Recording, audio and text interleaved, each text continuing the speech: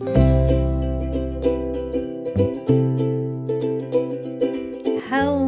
and welcome to Good Grief, the podcast dedicated to demystifying and destigmatizing grief with compassion and humor.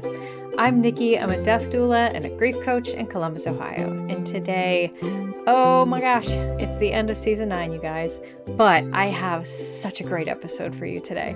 Typically, I try to do a solo episode at the beginning and the end of my seasons, but I did not want to wait. I had some I'm tongue-tied. I'm so excited. I'm tongue-tied. I've had so many great guests over the last few weeks, and this one is no exception. And I was too excited to let this go until next season, so I wanted to go ahead and plop it in here. That said, while I am on my break, which is just 4 weeks, I will be back at the end of August, but you might see some other great stuff in my feed here. I'm part of the Feminist Podcast Collective, which I've mentioned from time to time. We've been talking about doing feed swaps and trailer swaps, things like that. So I might be throwing in some trailers or possibly some full episodes during my break for some of these other amazing shows. So stay tuned for that. I'm gone, but I always come back. Oh, fingers crossed. Let's not jinx myself. It's just 4 weeks, but I will be back. Obviously, I have no intention of stopping now. I've already got people reaching out to me to be on my show. So yeah, as long as I keep getting guests and as long as I keep getting passionate about talking about death, dying, and grief, which I think I will be forever, you will get to hear from me on this podcast. So again, I'm so excited about this week's episode. I met Adam at the the Collaborative Doula Conference. It's for full spectrum doulas. So it's a conference for birth doulas, death doulas, postpartum doulas, miscarriage doulas, all the transitions of life doulas. And Adam is a death doula up in Ontario, and he specializes in not just men's grief, but men's grief in the blue collar industries, which is so amazing. And he gave a presentation that I was just wrapped. And it's not just because the man has a magnificent beard. So if you're not watching this on YouTube or you're watching the video, you might want to turn that on because Adam has a lovely beard. Anyway, yeah, so I'm very excited for you to hear my conversation with Adam. Before we go in, if you want to support me and this show, you can go to patreon.com/Nikki the Death Doula. For as little as $1 a month, you can help me in providing pro bono work within my community.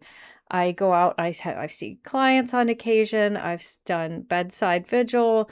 I have somebody that I do weekly check-ins. There's not a ghost in my room. That chair is not moving on its own. My cat just jumped out of it. Anyway, I do lots of great things within my community for people at no cost because of my Patreon. Limited funds, limited time, but I do like to give back when I can. So if you want to help with that, please go to patreon.com/Nikki the Death Doula. And yeah, I guess that's all. Let's dive into today's episode with Adam Daviau. One more thing before we start. Sorry, I was having a bit of a technical issue at the beginning of my recording with Adam. There is a slight echo, and I know how obnoxious that is. I am sorry. It does not go on through the entire episode, I promise. It's just for the first couple of minutes, so really big apologies. There's a little weird echoey sound that comes in the beginning. It does go away, and I will be checking all of my equipment. Thank you. All right. Thank you, ladies and gentlemen, for tuning in again this week for another amazing episode of Good Grief with Nikki the Death Doula. I am so excited for this week's guest. I have Mr. Adam Daviau, and I had to write down the pronunciation. I want to make sure I got it right. I met Adam last month, as of when we're recording this, up at the Collaborative Doula Conference in London, Ontario. Adam is a death doula in Sudbury, Ontario, and he gave us this absolutely amazing presentation on grief with men. And I just immediately knew I have to have him on my show. So I grabbed him after I said, you're going to be on my podcast, like it or not. So Adam, would you say hello to my guests and tell them just a little, or my guests, my listeners, and tell them a little bit about you and what you do up in Sudbury? Hello, everyone. Thanks for tuning in. I am a end-of-life doula or death doula up in Sudbury, Ontario. I've done a lot of work, blue-collar type work, and my focus is with men and blue-collar workers. I really, my main focus and my goal is to change the stigma around grief and men, Mhm. and I really have a passion for making sure that men are heard. Um, Very often, I feel that uh, we push it aside or we push it down. And in the industries that I've worked in, the mining industry, um, it is a very frequent uh, thing that they don't deal with their grief. So I'm really trying to push to get involved and get men to see that by opening up, you're Mhm. not weak. You're Mhm. you're you're a human being, Yeah. and Yeah, you and deserve to be heard. absolutely, wholeheartedly agree. And what really struck me with your presentation is like I've had men on my show before talking about men's grief and their role in this and the whole like toxic masculinity. But there are a lot of men I know personally because I am around a lot of very liberal crowds that are like totally down with being having touch with their feminine side and being okay and open with their grief. But when you come to the blue collar or the very hyper masculine males, it's a very different ball game, and there's that stigma of being vulnerable and being viewed as weak. Would you agree with that? Well, and a lot of I absolutely agree with that. A lot of that, um, it comes from the fact that we're, when you're in the blue collar world, you're in a more rough and tumble kind of world. It's not like your everyday um, life, and so the the expectation is very uh, I would say is very old school, where you play the role as protector, as you know, breadwinner, Mhm. and it's hard to, you don't want to seem weak. You don't want to Right, seem that you can't do the job because you have feelings. right. And a lot of those blue collar jobs, especially like up here in the mining industry, Hmm. it runs in the family. Right. So a lot of times, chances are, if you're a miner, your father was a miner, your grandfather was a miner, like, so you end up in a long line of rough and tough men, Yeah. and rough and tough old school thinking. Yeah. And it's the environment that you're raised in. Hmm. And I think that's where it's important to get talking, because just because you were raised in that environment doesn't mean you have to stick to the way that everyone else in your family did it. Yeah. Yeah. So I'm glad you brought up mining because I got to hear in your presentation a little bit about your backstory. So I'd love for you to share with my listeners a little bit about how you even got to this field and you got to be so passionate about men's grief because you have a background with mining, correct? Did you? Yes. Okay, yeah. So yes, I do. So I grew up in a household. So most of my family was in the mining industry. My father, he was, his whole career was spent in the mine. The the tough part was, when I was born, my dad was 42. He was going on 43. Oh, wow. He At that point, he had already been in the mines for just over 20 years. And he mined in every industry. So he did uh, gold mining, uh, he did nickel, copper, asbestos, salt, Oh, uranium. So oh you my name God. it, he mined it. And so by the time I hit 10, he was 52. Hmm. My dad was a tired man. Like he had Yeah. worked hard. Um, so, after school or when he got home from work, I would ask him to play baseball or catch, or I'd ask him to play street hockey, and he was just frankly too tired. Like, his body was broken. Yeah. Um, and so for me, what I did is I turned around and uh, like I said in my presentation, I went into his world. Mhm. So he had a. I was fortunate enough that at one point my dad had his own mining contracting business, and he owned contracts all over northern Ontario. There's one big mine that he had a lot of contracts at, and of course this was, you know, early or late 80s, early 90s. And so well before a lot of laws were were put out there. So I would Mhm. actually bug him to go to the one mine site with him, which was a 4-hour drive from home. Wow. Um, and I was 10 years old going onto a mine site, uh, and traveling with my dad in a pickup truck, and he was a chain smoker because again back then that was just a regular thing. People smoked, and in the wintertime you didn't roll down the windows because it was too cold. So, but you know, it, but for me, I was just so happy to be able to spend that time to talk with my dad and Mhm. get close to my dad. Um, and it's funny because for the longest time I always said I won't go underground myself.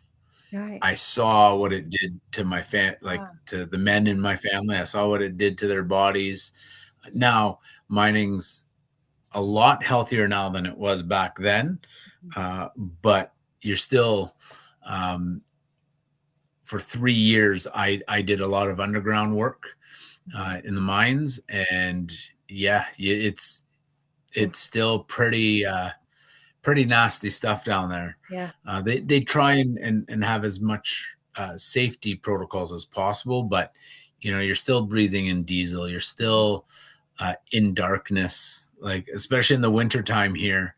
If you're on day shift, a lot of times you're going underground when it's dark, and you come up and it's dark, Oh, so you don't see daylight. right. um so it can get really tough. Yeah. That does sound depressing. But so with something like mining and how dangerous it is, there's mining accidents, I'm sure a lot. Maybe, Yes. obviously Yeah. there's but there's going to be mining accidents. So this is where a lot of that grief with these type of men comes into play, right? Because they see their friends, their coworkers, the people they see every day injured or perhaps killed in a mining accident. And then they've got this grief to deal with among all these other miners. Yes, and that's one of the big tough parts is, so there if there's an accident, like unfortunately, if there's an accident underground, it's usually a big accident. Like it's not Right. something minor. Like yes, there's minor injuries, maybe broken bones, but there are times that there's significant accidents where people um, die, and it's part of the danger. It's part of the reasons why miners get paid so well. Hmm. Um,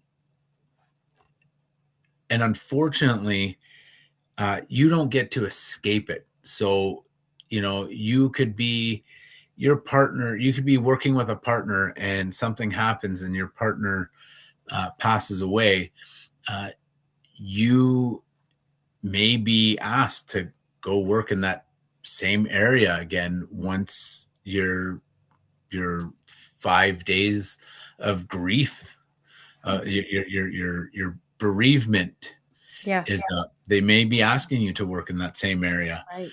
Um, Oh, so and even if you're not working in that exact same area, you're taking the same cage down. You know, you're you're gonna go right back to a routine mhm. where you're used to having your partner that you might have worked with maybe only a year, but or maybe 20. Mhm. um, and you have to just snap out and you know like I said in my presentation, for lack of a better term, you have to man up, Yeah. and work. Yeah. And that's where my fight begins, because I feel that as old school as I am, I we got to stop using man up. Yes. Thank you. It's I get the intention and the meaning that people are trying to do with it.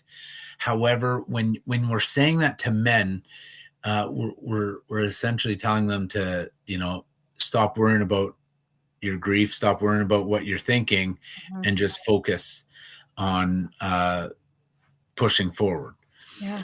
Now, at the same time, do I feel that there are times that um, we need to man up in a sense? Yes, and where I say yes, there is a point to it.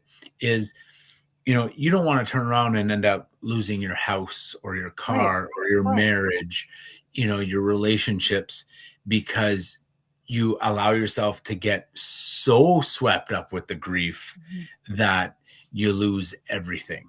Yeah. You stop caring about the entire world and you just that yes. So, when it comes to that, yes, you may have to man up when you're doing your day-to-day work.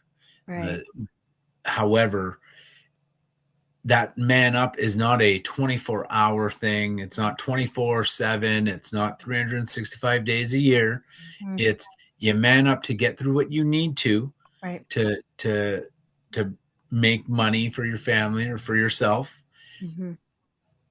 and then you give yourself that time to grieve. Yes. So whether it's on your lunch break or at the end of your shift, you walk out to your car and you take 10, 15, 20, 30 minutes and you just let it out. uh you have to let it out. Yeah, I totally agree. And I bring that up on this show all the time that it's okay to distract yourself, to put your grief aside for a little while when you have, because we still have to function, right? The rest of the world is still spinning around us and we still have to function and do our job. So that's perfectly okay. But it's when we don't deal with it ever that the problems creep in. So that, which brings me to my next question, because I really appreciated in your presentation when you talked about how to actually talk to these men and get them to express their grief and to show them that it's safe and it's okay and it's actually detrimental to not. So would you mind speaking a little bit to having conversations with men? Absolutely. So, well, the biggest thing when you're dealing with men or blue collar workers, they're the type of individuals who they don't want to sit across from a table from you. They don't want to, they're not, they don't want to stare into your eyes and have that conversation, Hmm. because it feels too clinical. It feels too, it puts them in a feeling of weakness. Like, oh, I'm only talking to you because I'm weak. And that's not how we want to approach that. One of the best ways that I find is approaching men and getting them to open up by doing stuff in places that they consider their safe haven. Okay. Uh, so, if I know a guy that likes to tinker on his car, hey man, let's go to the garage. Let's have the chat out there. Let's, you know, and it doesn't have to start off as a grief talk right away. Mhm. You go out there, you start working, and instead of asking about their grief, let them know that, hey man, I've got your back if you ever, you know, if there's anything ever bugging you. Yeah. Ask them if their dad passed away. Ask them about their dad. Right. Hey, what kind of dad? What kind of dad was he? Like, what was he into? Ask those questions where they'll open up and they'll start talking about that person. Hmm. And I almost guarantee you that is where it's going to lead. It will naturally lead in the direction that it needs to, where that person will feel comfortable and at the end of it, happy that they got to release some of it. Yeah. Their men generally don't want to story tell, so they're not. they're not going to want to sit there and be like, hey, so this is what happened to my dad, A to Z. Right. Uh, they're going to want, they're going to want to talk about their dad. Like, they're going to want to say, yeah, my dad was a great guy. Like, you should have seen the knowledge that man had on cars, right? Like, they're going to get into that. That's what they want to talk about. Yeah, yeah. And I think it's really important that we don't put down men or blue collar workers for wanting to dive into work or dive into projects, because you know what, at the end of the day, that's what they're doing to help themselves grieve. We want to explain to them that yes, you still need, depending on how they're taking care of themselves, Mhm. you want to help them uh, basically self-care. So if they are diving into work, yeah, hey man, it's fine that you dive into work, Yeah.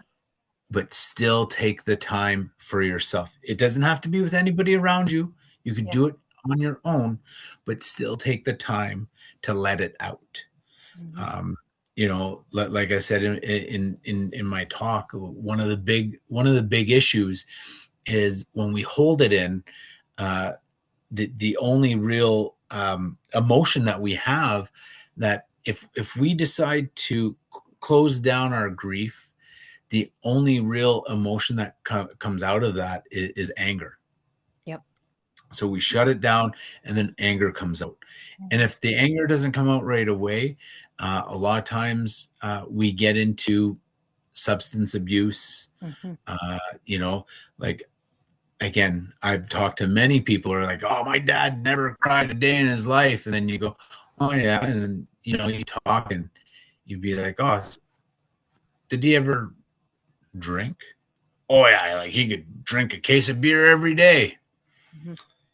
Well, that's why he wasn't crying, because Right. he was drinking a case of beer to forget. Yeah. So he wasn't. Doesn't mean that he was not doing it in a way that was positive for A, his health, or Mhm. B, um, his bank account, C, his family around him, right? Because Mhm. you tend, when you turn to substances, you're not only forgetting that grief, Mhm. but you're forgetting to live in the moment. You're forgetting to Yeah. live with your family. You're forgetting to live and experience the beauty of life that's in front of us Mhm. every day. Yeah. Oh my gosh, thank you for sharing all that. And that's so, so, so very true. So, um, I forget if it was in your talk or the panel that was on the last day with all men, where it was mentioned that the first victims of the patriarchy are young boys, right? And I feel like that's where Yes. okay, that's where we need to start, is with our young boys, like teaching them that having emotions is okay, and expressing grief and expressing, in a constructive way is okay. So, would you speak to a little bit about that? Yeah. So myself, I again, I am quite old school in the sense that I believe sports help with emotional regulation. Mhm. Um, I know I've had many people argue with me against that, but the way I see it is we don't teach our children proper emotional support for themselves. Mhm. So, as the example in the with the panel, um, coaching youth football, you Mhm. know, we lost. We were number one. We lost in the semifinals. Then we lost in the consolation game, Mhm. and so the kids went from being first in the league to last Yeah. in all of 2 weeks. Parents were super upset. Yes, it was a blown call by the ref, but the parents were upset. They wanted to pull their kids from football, and I had to gather them, because it was like, look, this is what they need, because the kids need to learn how to regulate themselves, learn how to deal with upset, learn how to deal with not being the best, Yeah. uh, you know, because that's what's going to help them grow in the future. They're going to learn how to handle Mm-hmm. losses. They're going to learn how to handle wins, because the world is a very unfair place. Mm-hmm. So for people to not prepare their children by not allowing them to feel it, and I think that's a big problem that we're running into nowadays, is a Yes. lot of parents coddle their children, and they don't want their children to get hurt, so they don't say no. They don't, you know, if they lose, you often hear, like if they do play sports and they lose, you often hear parents say, oh, don't worry, that doesn't matter. Well, no, it does matter. And losing sucks, Yeah. but you know what? You have to learn how to deal with it, Yeah. because you're not going to be a winner every day of your life. Mm-hmm. It's just not how life is meant Yeah. to be. So I really feel that parents need to start, you know, turn around and ask, how is that making you feel right now? Yes. Well, it really sucks. And they're going to be crying. It sucks, this and that. Okay. Well, if you don't want that to happen again, let's practice. Let's get better. Mm-hmm. And let's use that emotion for the better, not, oh, just brush it off. Don't worry about it. It doesn't mean anything. You're not going to remember when you're an adult. Well, that's not, he will remember when he's an adult. Well, he probably won't remember that. But then when he's an adult and he's coming into your house and he's throwing a tantrum at 26 years old because someone told him he's not getting the job promotion, and he's punching holes in the walls, and you're going, why are you reacting like this? Well, you never taught him how to regulate it and how to handle it and how to turn it inward for the better. Yeah. Oh my gosh, I totally agree. I love that, and I appreciate the aspect of, like, it's we I don't have children, so I can't claim to know what it's like, but you want to protect your children, right? And we always want to protect people from the big emotions. Like grief sucks, it's hard, it's sad. You don't Yep. want people to feel sad. That's why you're like, shh, don't feel sad. No, feel sad because this sucks. Something bad Yeah. happened. You're allowed to be Yeah. sad. Yeah. Exactly. Um, Yeah. and it's funny too, because it's just like when I was at the conference, I was staying at my niece's house, and on my last day, before I came back north, my sister was visiting, and she was holding my great niece, who's 5, and we were talking, and we were talking about death, and we were talking about what I was doing. And my sister was like, oh, this is a little morbid. Maybe we should change the topic. And it's like, Nope. no, like, let's normalize it, because death is not a bad thing. Death is not a negative thing. Yeah. And it's one of the things I push the most is we need to bring back the joy and the dignity to those who are dying, and we need to celebrate death, because death is not something to run away from and be scared of. And when people start recognizing that death isn't something to be afraid of, and Mhm. it's just another chapter in our lives, that's when they learn to live. And that's when they learn to have fun in life. Ah, I love talking to other death doulas. You guys, we get it. We get it. So Yeah, I totally absolutely. understand.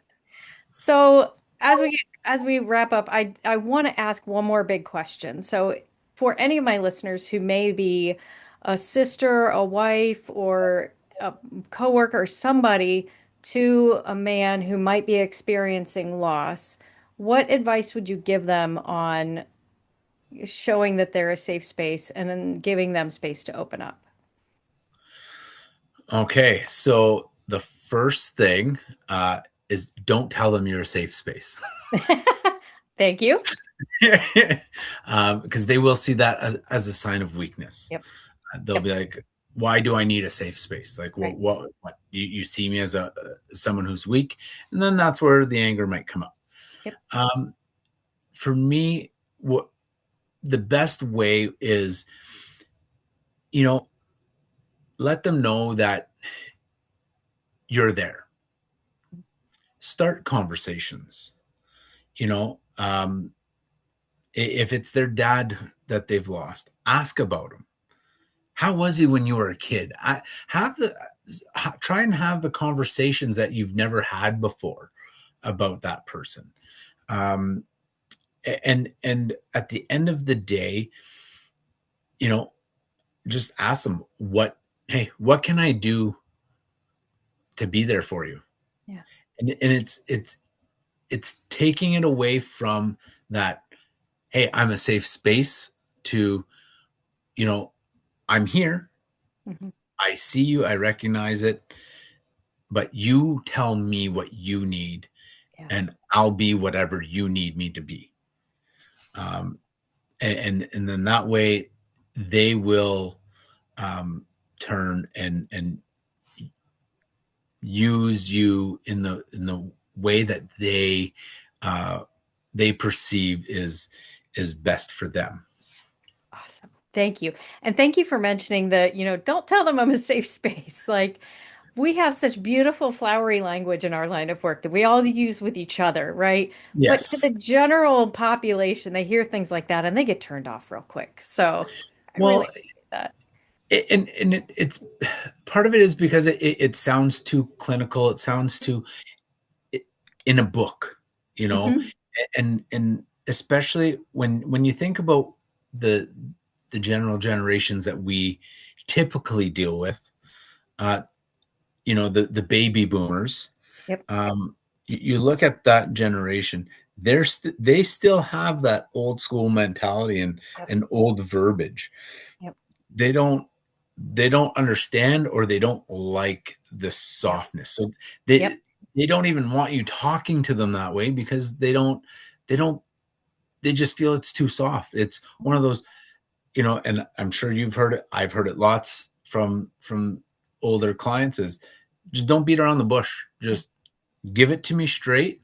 I Mhm. want to hear facts, and I want to hear actuals. I don't want to hear anything. Don't soften it because Yeah. you think I'm too weak to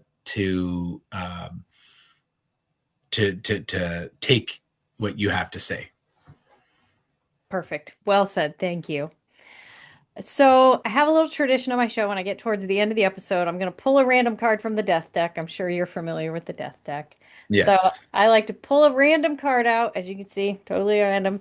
And I'm going to read it, and then you will answer it. And then fair's fair, I'll answer it too. So, oh, I think we both know this one. Would you consider going old school and having a funeral in your home? Absolutely.